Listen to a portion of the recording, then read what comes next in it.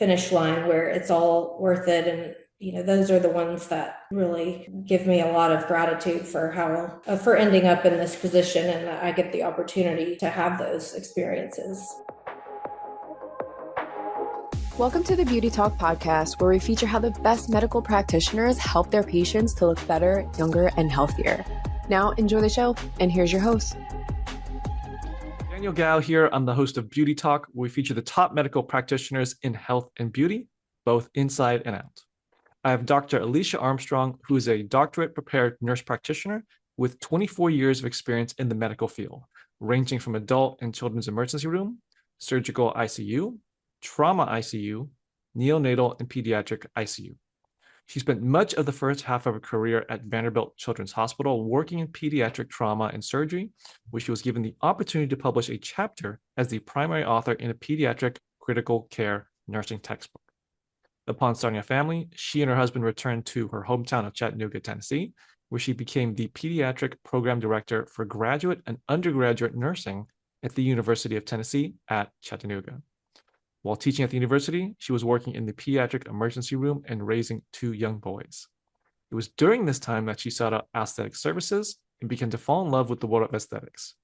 She started working part-time as a nurse injector and hoped to one day open a practice of her own.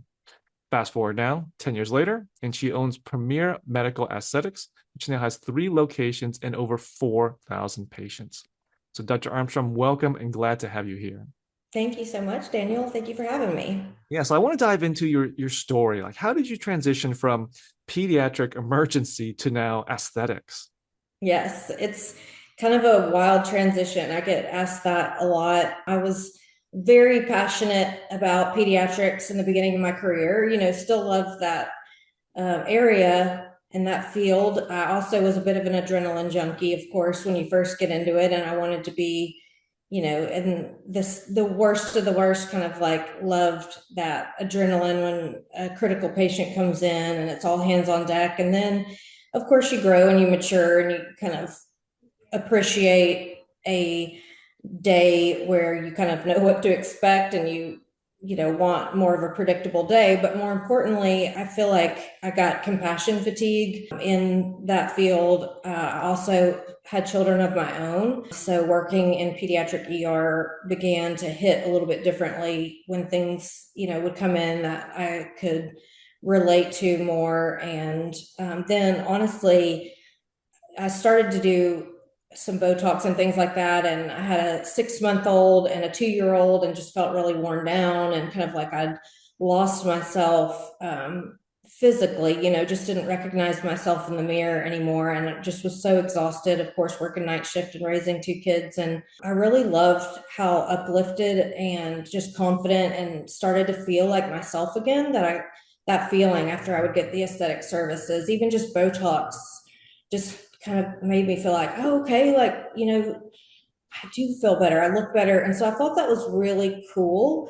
And I started to work part-time because I thought, oh, that'd be a really fun thing to do on the side, and fell more and more in love with it. And there was a very specific night working in the pediatric ER where some parents had brought in a baby, and I won't go into details of the story, might be triggering to some people and whatnot, but the baby didn't make it. And we as a medical staff kind of left the treatment room and went back to our assignments, as you have to do. It was kind of like business as usual. We all just returned to our desks and went to see other patients, and you just kind of have to push forward. And I realized in that moment that I didn't want to not feel things anymore. And I feel like you kind of have to get to that point to stay in that field of medicine. And I didn't feel like I emotionally could take that on anymore. Just really needed a more positive work environment. And I just was like, from working at the med spa that I began working at part-time, it was such a fun day to go in, and people were happy to see me, and they were excited when they left, and the way that I made them feel, and they started to feel like they were getting themselves back, if you will. I really needed that transition into a happier workplace. And I think a lot for my mental health, it was just time. After 15 years in doing ICU and just seeing the worst of the worst, it was time to move into a different area of medicine. And I also am a very creative person. I love painting and photography and different things like that. So I thought it was really cool to mesh my creative side with the medical knowledge I have. And that's been a really cool part of aesthetics for me that fulfills both of those things for me.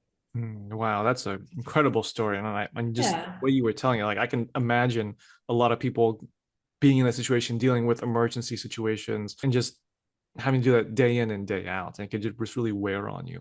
It So, does. and I think that when you kind of mentioned before, like now that you're feeling much better going into this type of medicine, having your own practice, and with your experience, how did that translate, that transition into now your mission for your practice? Part of my mission for my practice had to do with, I go back to that feeling I got when I came in for aesthetic services that first time. While it made me feel amazing and I loved the result, the other part that I didn't love was that when I came into the practice, I had a messy bun and I'm in probably yoga pants and a t-shirt and, likely had spit up on me from my babies, and just felt exhausted. And I go into this med spa and everyone's got full hair, makeup, and dressed to the nines. And I kind of was looking around and was like, I just don't know if I'm like these people, like maybe I don't belong here. Maybe they're judging me of like how run down I look. And they're just those thoughts that went through my head. And it's already hard enough to go into a med spa and be vulnerable with what you don't like about your face. You're trusting someone with your face, first of all, but then you're also having that vulnerability to tell them what you don't like. And to have that added component of not feeling like you measure up to the people around you was really kind of discouraging. And so even though I loved what it did for me, when I did decide that I wanted to start my own practice one day and that I wanted to do that full time, it was very important to me that when that time came, I didn't create that environment where any woman or man ever felt like they didn't belong or that they needed to meet a certain standard to receive services or come in for a consultation or anything. I didn't want them to feel intimidated by the people they were encountering. So it's really important for me. My mission, that's something I talk about with all my employees, is obviously we need to look clean and presentable, of course, but I very much want it to be a low stress environment.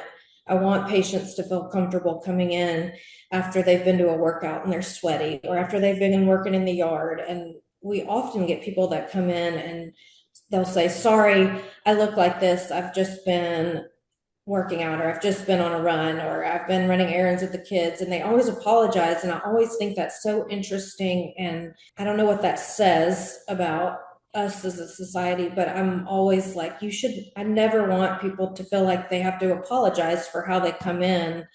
I am a healthcare provider that I hope that we have this mutual trust and level of comfort and communication that they have, to where they shouldn't feel like they have to apologize. And I do always tell them, my employees tell them, you can come in in your pajamas and slippers and we're not going to judge you, come as you are. It is really important to me. And I want my staff to emulate that. And although we have hair and minimal makeup, I do want it to be minimal makeup. And I want us to be in scrubs and not dresses and heels and all of that, because I want everyone to feel like they belong here and that they can get our services, and that they don't feel like that we're this certain level or certain type of women they need to try to aspire to, if that makes sense. Yeah.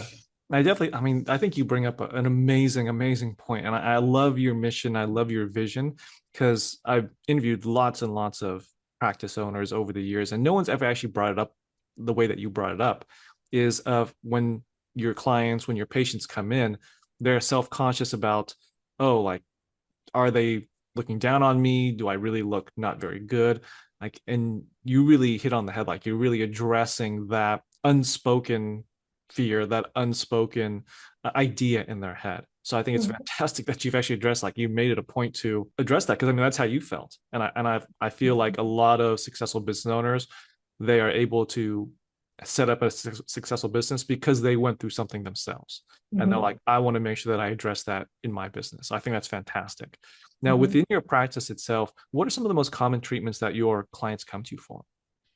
Most commonly, we have Botox and fillers. We do a lot of the regenerative things like PRP, PRF, and Easy Gel. We do have estheticians that do facials and permanent makeup. We do have a nurse practitioner that does all of our weight loss, medical weight loss patients.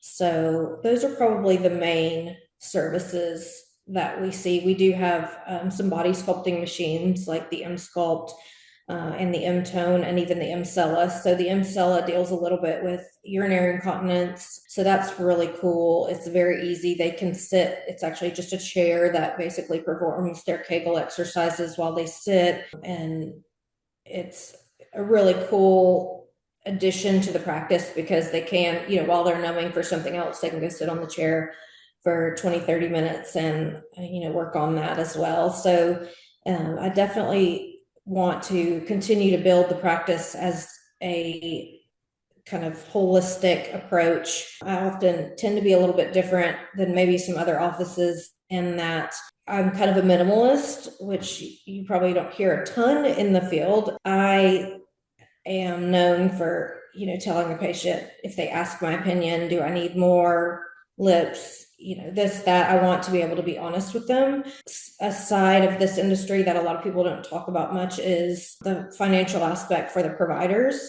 And I have a little bit different business model than probably most. And I just say most from what I see on other podcasts and Facebook pages for injectors and things like that. Most practices pay their injectors on commission. And I personally just don't, because I feel like it makes us a lot more honest when it comes to being able to tell someone no. They often will say, oh, what do you think I need?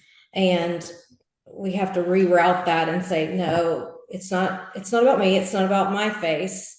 What bothers you? And if they say, oh, do you think I need more in my lips or more in my cheeks? We all have seen people that do not need more in their lips or do not need more in their cheeks, where that starts to feel like, for at least my practice, there may be people that have done a good job of setting up their practice model where their providers are incentivized, to be honest and all of that. For me, it's just really important that my injectors are able to say, no, I think your lips have enough in them, and to tell them they don't need more without them having a financial skin in the game at the end of the day. I think it makes them more of an honest provider. It's very hard in this part of medicine because it is a very unique part of medicine where there is a financial capitalism component to it, because it isn't an insurance based, it's a cash pay system. And so it can be very difficult sometimes to marry the two, where it's like, we are providing a medical service. It does get glamorized on Instagram and different social media platforms where it looks like, yay, it's all fun and games, no risk involved. And that's just, at the end of the day, not the case. There are things that can go wrong. It is really important to have an experienced medical provider that's able to handle complications as they come about. And so there's that side of the coin, but there's also the financial side of the coin where it's a cash pay business and people can go anywhere they want. It's not like your allergist or something where, you can kind of, the basic treatment is the same for all allergists. They use the same medications. This is much more of a field where injectors go to multiple trainings to hone their craft, and they do have this artistic component.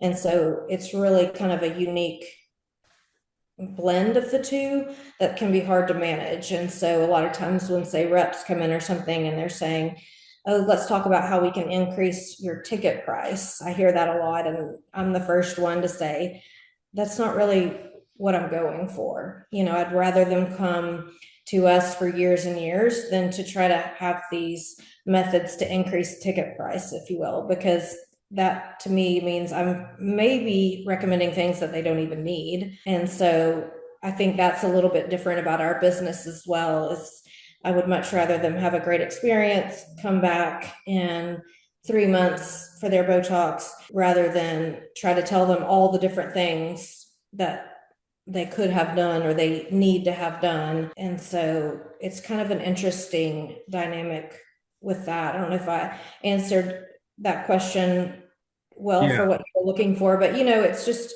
I struggle with that because we often we get the question a lot where people are saying, what do you think I need? And I always think that's a fascinating question because it's like, it's not my face.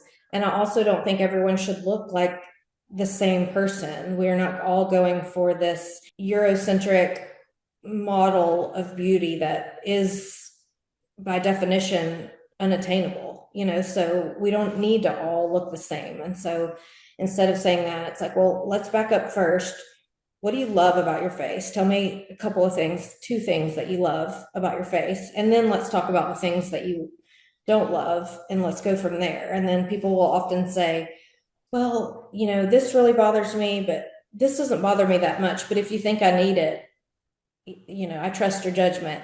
And I always say, well, if it doesn't bother you, let's not worry about it, And so it's kind of interesting the way that it happens that way.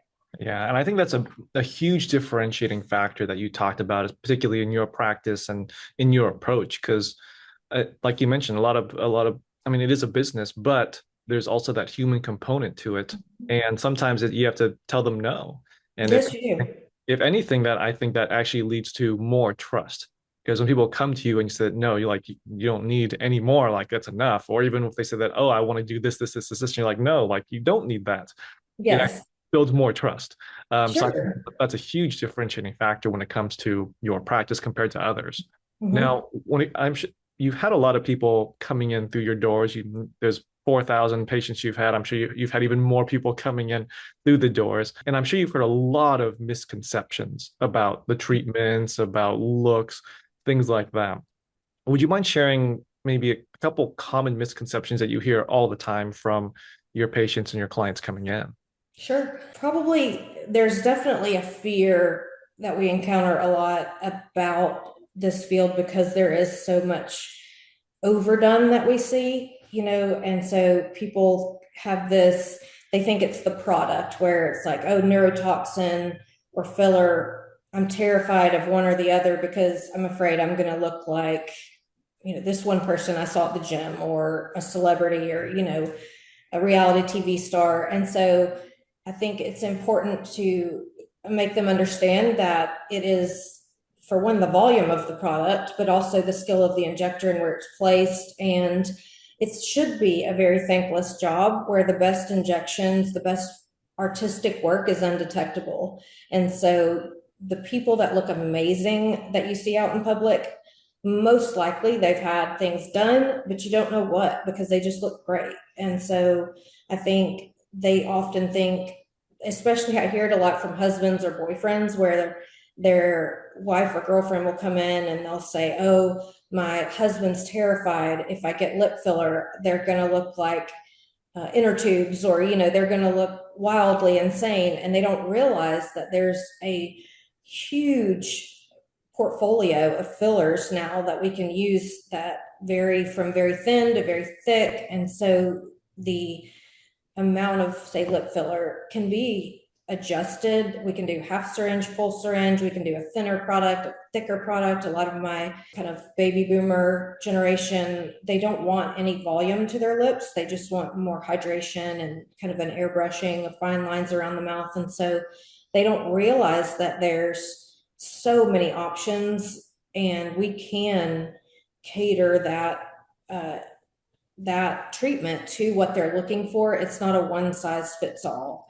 And that kind of brings me to another, we get people that'll call or come in and say, oh, my best friend, my girlfriend got this done, this product, and I love how hers looks. I want that. And so I think that's another misconception too, is we are not all the same. We don't all have the same skin integrity and the same facial structure and the same metabolism and the same immune system. And there's a lot of other things that go into deciding what treatment is best for them. And so while one specific treatment was fantastic for their friend, that may not be the appropriate treatment for them, or that may not even be an attainable look for them. Say they showed me a picture of some lips that they've seen online that they love, and that's just not possible with their lips. You know, I've had someone bring me Charlize Theron's lips, and I'm like, yeah, me too. You know, I'd love those too, but you know, I'd also like to be about 3 inches taller, but not everything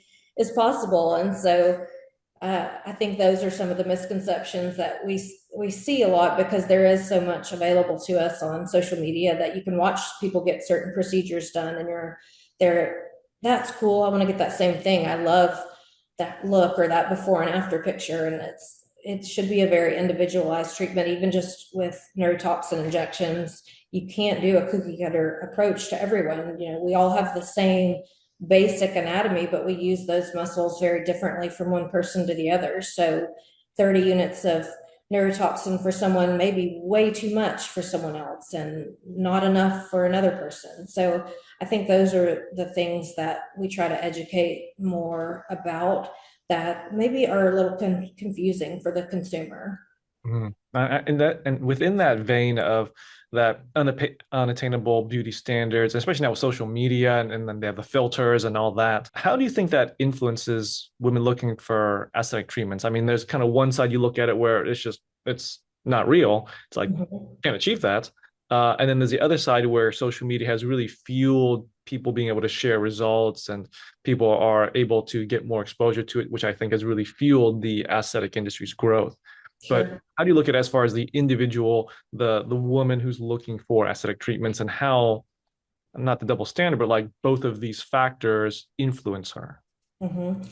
I think we're in a time that there's never been as much pressure as there is now to kind of fit this mold. And like we said, it's made to be unattainable. That's been around for as long as humans have been around. I listened to a podcast that was talking about beauty treatments and makeup, you know, back to the time of the gladiators, where they were creating creams for healing wounds and then wearing kohl for eyeliner. And, you know, it's just always been something that's been around, but we didn't have social media. Honestly, COVID has changed a lot of that as well, because we've seen this mass transition to more people working from home, and therefore doing a lot more Zoom calls like this. And so the interesting thing about Zoom calls that I never would have thought about is that people are seeing themselves during meetings instead of sitting at a table with everyone else. You know, it'd be weird during meetings if we sat there with a mirror the whole time if we're sitting at a table with people. But most people, when they're on a Zoom call, whether it's one-on-one or with a group, they're looking at their own picture most of the time and making sure that they look okay. And so we're getting a lot more people that are coming in, and they're seeing things about themselves that they didn't see before, especially neck, which I think is so interesting. We're seeing way more people complaining about a double chin and those sort of things because they're seeing it on Zoom calls, or they're seeing a shadow in a certain place. And then, like you said, they're seeing these people on social media with filters and things and thinking, oh, well, I can get rid of my bags under my eyes. Or I saw a girl post her transition where she'd had gone to Turkey for $60,000 of plastic surgery that was done. She looked probably in her 20s, and she looks fantastic. It was great work, but something like that would have never been shared before. And so there's just this constant interaction of that unattainable that of course fuels into capitalism, because that's what it makes us want to do. We see an outfit or a piece of clothing on an ad. It's the same thing when you see, on your Instagram, multiple people getting their lips done or facial treatments and things like that. It makes you think, oh, do I need that? And so it's just this access that we've never had before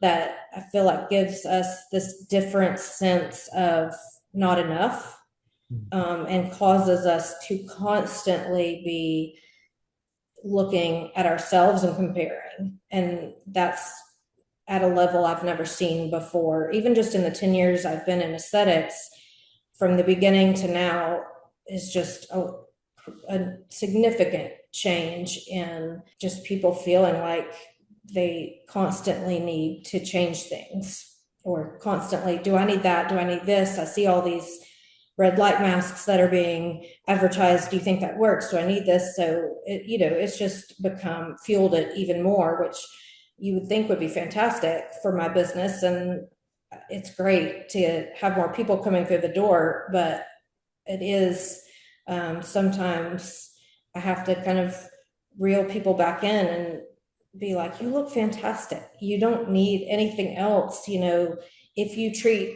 say, your under eyes, you may cause some other problems that you didn't have to begin with, so just helping people be happy with where they are and how they look, and that kind of, you don't need anything else. You look fantastic. I'm often telling people, hey, if you're not putting on your makeup and you're looking in the mirror, you get 30 seconds for a quick look, and that's it. Because the longer you stare, you're absolutely going to find something.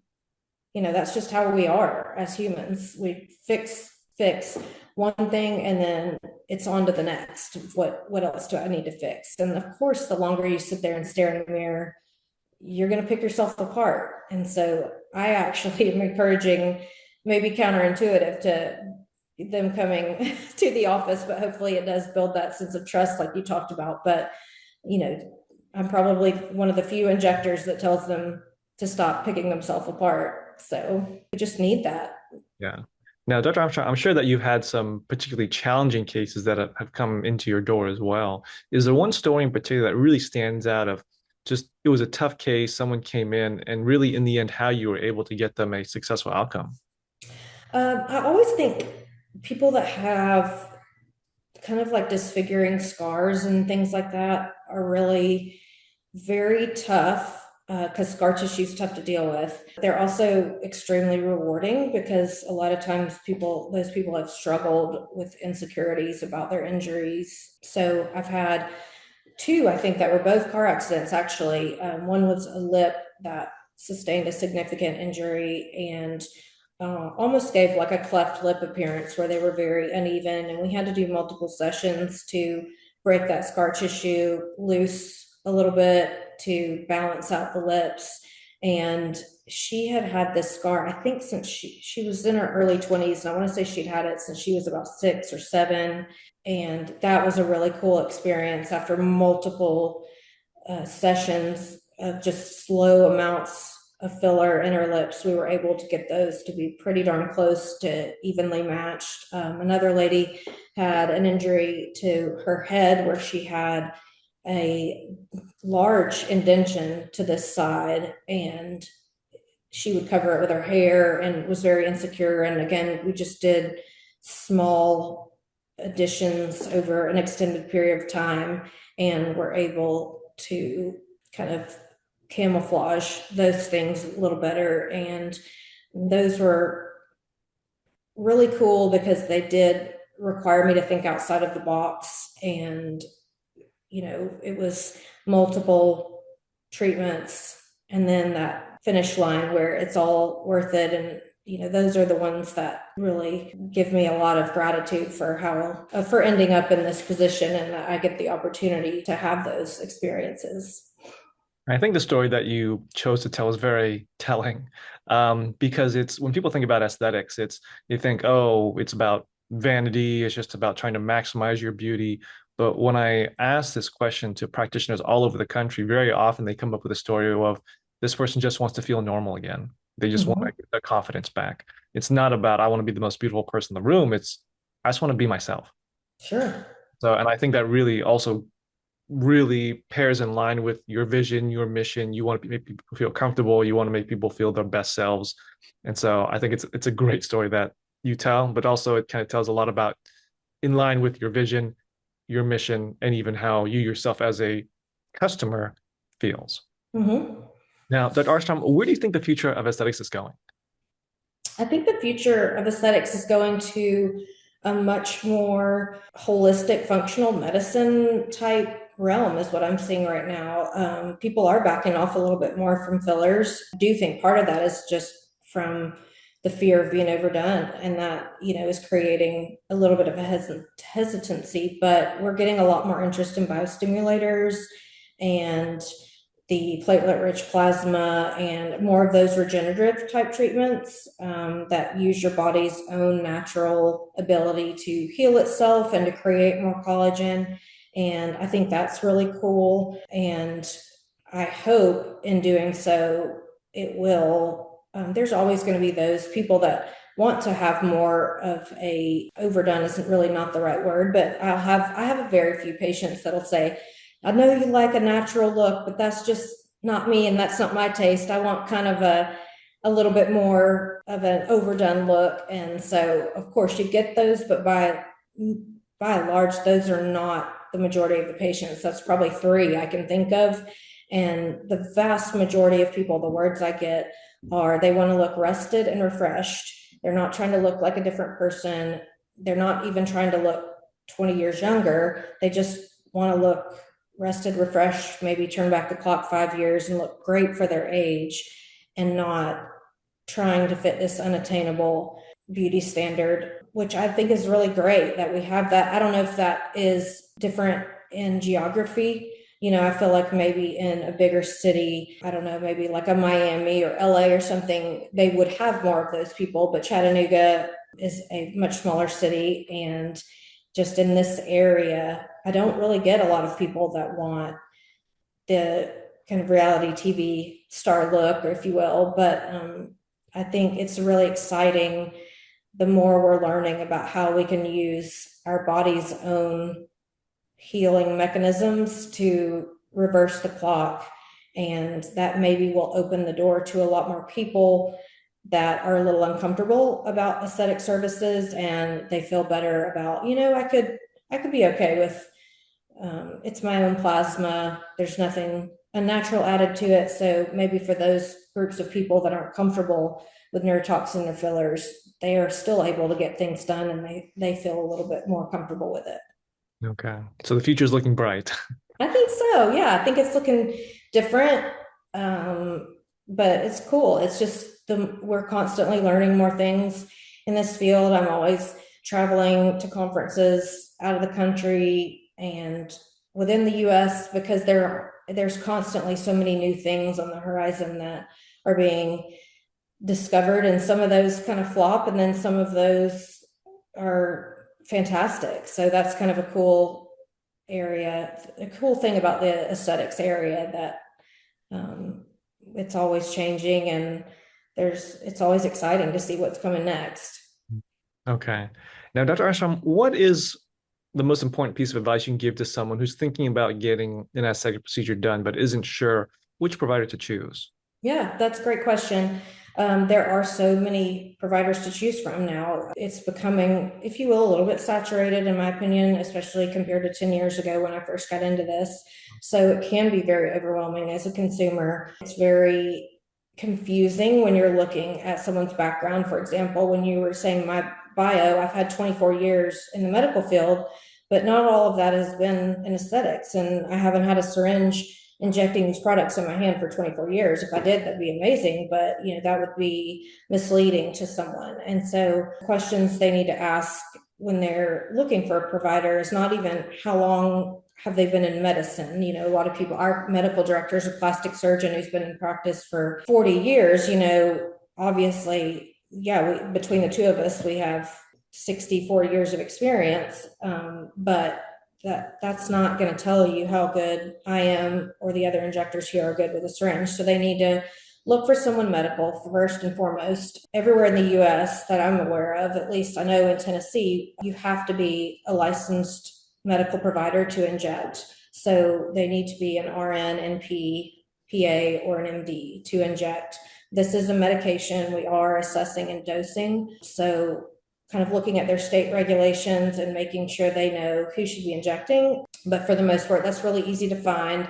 You would think that that would be managed by the state, but I do find it's kind of the wild, wild west, and there's not really a lot of oversight in this industry. So unfortunately, it can be up to the consumer to do a little bit more homework, but they should always do a consultation with anywhere they're going before they get the services done. Find out, they can get a feel from their provider. That's why I think the consultation is really key. You get a vibe with a provider. It should feel very comfortable. You should have an open communication where you feel like getting that two-way communication, and then you're asking them, how long have you been specifically injecting neurotoxin and fillers? And it's okay, but there are people that are new. We've all had to start somewhere, but I think just that transparency needs to be there. And then just talking through, which products do you use? How do you determine which is best from one patient to the other? I use all the different brands because one brand is not going to be a great fit for everyone. And so I'm not locked into a brand there. I think that's important too, is like they're not being driven by a specific company to push certain products. It needs to be what's best for the patient. So those are a couple things that they need, but it's extremely overwhelming. I know for people just looking, like, say, for example, at our website and trying to decide which services would be good for them, it is extremely overwhelming. So that's, again, they need a consultation, talk about the things that bother them, and get an idea of which services would work for them. Because that is different from person to person. And even though their friend had X, Y, or Z done, that may not be what's best for them. And so those are a couple places to start. And I think most importantly, just that relationship with their provider, the look of their provider, even, not that they should want to look like their provider, but if you see someone that does have a look that you wouldn't want, that may not be the best fit for you. There is someone for everyone, and my style of injection may not be what they like. They may want more lip or cheek or something than what we would typically do here, and that's okay. They can find a provider that matches their style. That's that artistic component that's really important too.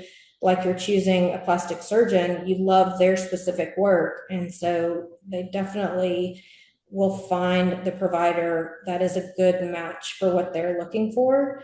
And hopefully it's someone that they can see themselves having a long-term patient provider relationship with, because then you just get even better aesthetic treatments the longer you go to that certain person. They learn your face, and you start to have a routine. And I'll have patients that I've been seeing for 10 years where it's like, we know what we're going to be doing. I know that their left eyebrow needs less neurotoxin above it because they get heavy in that eye. Just those different little things. That should be the goal, is to find a provider that they can have a long-term relationship with, so that they really do get the best out of these services. Got it. Great answer. Now, I have one last question for you, Dr. Armstrong. But before I ask it, I want to point people to your website at premiermedspachat.com. Now, the last question is, what does beauty mean to you? Confidence, for sure. That is when I go back to that. I can remember sitting in my car before I walked in for that first neurotox appointment for me, and I was absolutely terrified of what I would look like. And, am I making a mistake? What if I mess up my face? And all those feelings that I know everyone feels their very first time, that nerves and the unknown. And you also feel this guilt of, what if I do this for vanity and then I look crazy? Then people will be like, oh, you shouldn't have done that. I told you not to. And I always think that's why we're given one body, but you can get your car detailed and get your oil changed on your car, and you might have 5-6 cars in your lifetime or more, and that's not a problem. But you get one body and you do any maintenance to it whatsoever, you want it to look its best, and that's vanity. And so a lot of times it's like self-care can be your aesthetic treatments, because, there's, last I heard before COVID, there was third stage trials about Botox being used for depression. And I see that, people come in and they're getting their Botox that day and they're already excited and they're like, oh, I already feel better, even though it hasn't kicked in yet. I already feel better because I know it's going to look really good in a couple of weeks. And so when you're at that point where you're feeling discouraged about yourself and you just feel so tired and run down and life is kicking you in the tail, this can be a really bright light and make people look in the mirror again and be like, okay, like this is who I see myself as. Because we hear so many people, they're like, the mirror catches my eye and I see myself, and that's not who I feel like I look like, because I feel young on the inside and I don't identify with this person I see in the mirror. And it's just really cool to be able to give people a piece of that back. And I am firsthand, that's how I ended up in this industry, because I got that piece back. And to me, that's where the beauty is. It's not this unattainable vision with filters. It's just like giving you back that piece of yourself, where surely there's a time for all of us where we felt like, I'm looking good today, I'm killing it, and that's what we're looking for with these services. I think that should be our end point. Okay. Well, there you have it, Dr. Armstrong, sharing your expertise. So where can people contact you in your practice, Dr. Armstrong? They can go to our website. They can also email me directly, actually, at Dr. Armstrong at Premier Med Spa Chat. And we also have that same handle for Instagram and Facebook. And so they can catch us on there as well. We're working on our TikTok. They could probably find us. I believe it's the same handle for that. So that's growing as well. And those would probably be the best ways to reach out. And I love talking to people that are new to the industry or have been in the industry a while and connecting to both patients and providers all over the country and the world. I think it's pretty cool to network in this area. Awesome. Well, Dr. Armstrong, it was a pleasure and great having you on. Thanks so much, Daniel. Nice to meet you, and thanks for having me. Thanks for listening to the Beauty Talk podcast. Any questions, please contact the practice directly with the contact information provided during the show. We'll see you again next time. Bye for now.